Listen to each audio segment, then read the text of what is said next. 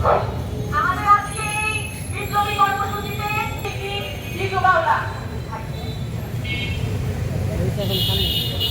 বন্দিশালার ওই শিকল ভাঙা কত বিপ্লবী তারা কি ফিরবে আর সুপ্রভাতে, কত তরুণ অরুণ গেছে আস্থা চলে আর হলো বলিদান লেখা আছে অশ্রু জলে। এসো স্বদেশ ব্রতের মহাদীক্ষা নবীরা স্বর্গগত ভূমি, এসো স্বদেশ ব্রতের মহাদীক্ষা নবী, সেই মৃত্যু নিল জাতির বুকে জাগালো আশা গৌরমলিন বলে সোপান তলে। আজকের কর্মসূচি শুরু করার আহ্বান জানাচ্ছি।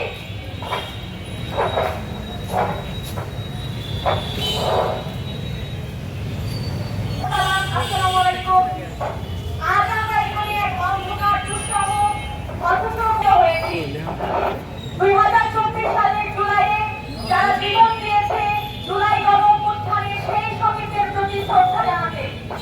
জুলাইয়ে মাঠে ছাত্রদের উপর যে দমন পীড়নের গুলি লাঠি আক্রমণের মুখে মাথা নত না করে দাঁড়িয়েছিল।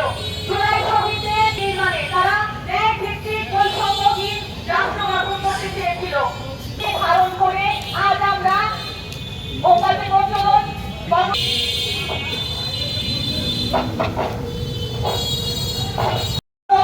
আমাদের সাথে সংহতি জানিয়ে আমাদের পাশে থাকার জন্য। আমাদের কি শুনতে পাচ্ছেন তারা আমাদের সাথে যুক্ত হন।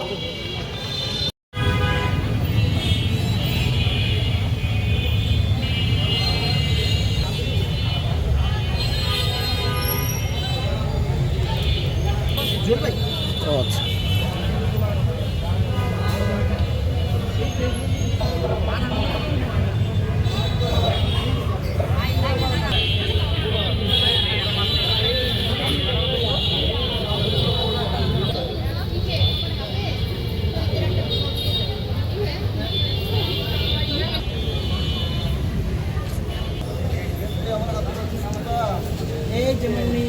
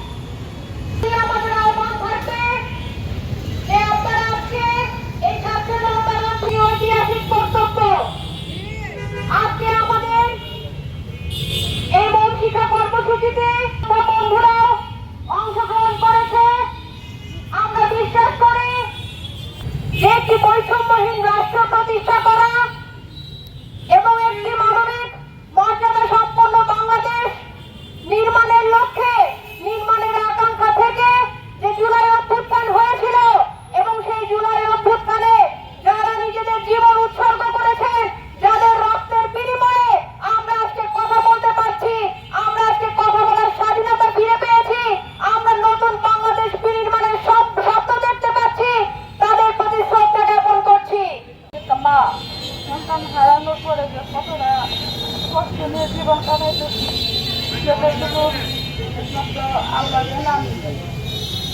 তারপরেও এখানে সবাই যারা আছে সবাই আমার কাছে আজকে বিদায় আমি এখন মনে হয় সুস্থভাবে কিছুটা হলেও বেঁচে আছি, কারণ সবার আশপাশে এতটা সোজা হয়ে এখনো মেরে কিন্তু সোজা হয়ে দাঁড়াইতে পারছি। আসলে আমার কষ্ট হলেও একটা আনন্দ হয় আমার ছেলেকে স্বজন্য করে ফেলছে। সরকারের বিরুদ্ধে আন্দোলন করে শহীদ হয়েছে। আর হচ্ছে কি আমার ছেলে শহীদ হয়েছে, যারা আমার ছেলেকে মারছে তাদের বিচার আমি বাংলাদেশের প্রত্যেকটা মানুষের কাছে চাইছি যে আমার ছেলেকে হত্যা করছে তার বিচার যেন দ্রুত করে দেয়। একটি শক্তিকে বিতরণ করার জন্য তারা জীবন দিয়েছিলেন।